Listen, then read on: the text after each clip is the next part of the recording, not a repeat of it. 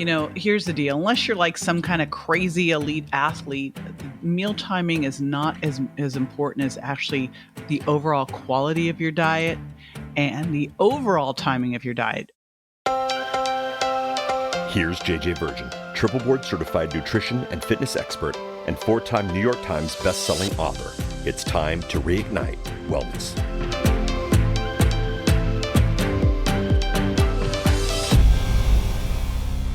All righty, it's JJ with Q&A Friday, and I've got a question from Adrienne Lopresti.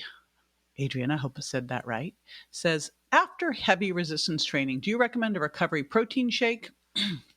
So here's the deal. And I just listened to a great interview that my buddy, Dr. Alan Christensen, did with my buddy, Ben Greenfield. And it was all about meal timing. It was actually one of the best I've heard on exercise recovery. And, here's the deal. Unless you're like some kind of crazy elite athlete, meal timing is not as important as actually the overall quality of your diet and the overall timing of your diet, i.e. making sure they're eating from that trifecta of clean, lean protein, healthy fats, and slow, low carbs.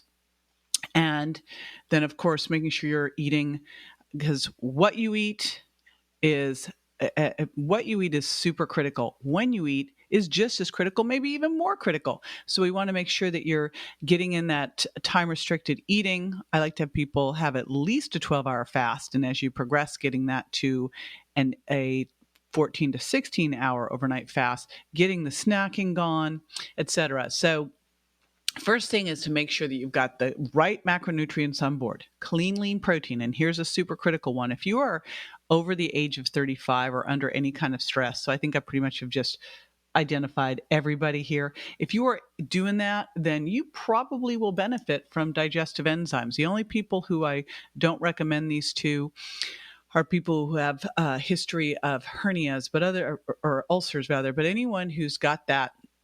Other than that, I would highly recommend, and I'm going to do a shout out for my Safety Net Plus, taking a good enzyme that will help break down a protein, because you can't use it unless you break it down and digest it, right? So you want to make sure that you're getting protein for the amino acids for your muscle protein synthesis and repair.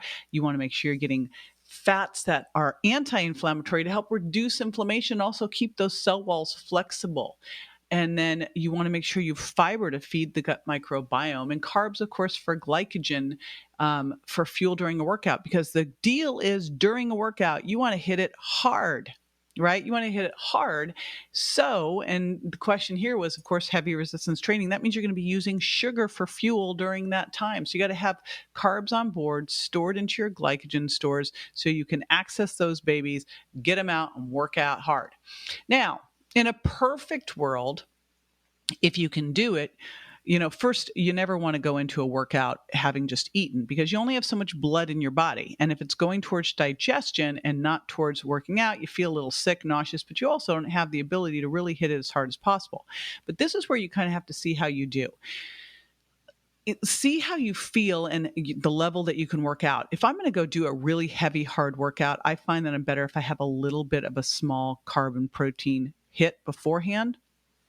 But quite often in the morning, I like to get up, have my coffee. I like to start with some bulletproof beans. Those are my favorite beans to use. Coffee is an ergogenic aid, helps you work out harder.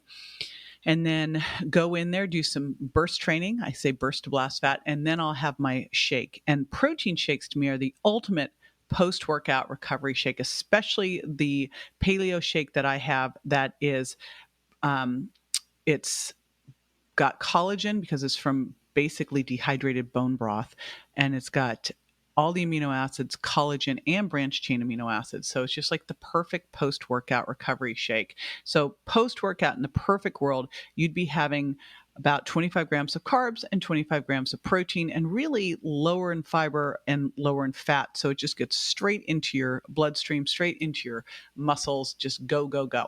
So that would be in the perfect world. The big thing here to remember is that you don't want to go you don't want to ever go work out with a full stomach. Remember how mom used to say, don't go into the pool, you just ate. Well, probably floating in the pool is fine, but going and doing a big workout is not fine. So there's the deal. All right.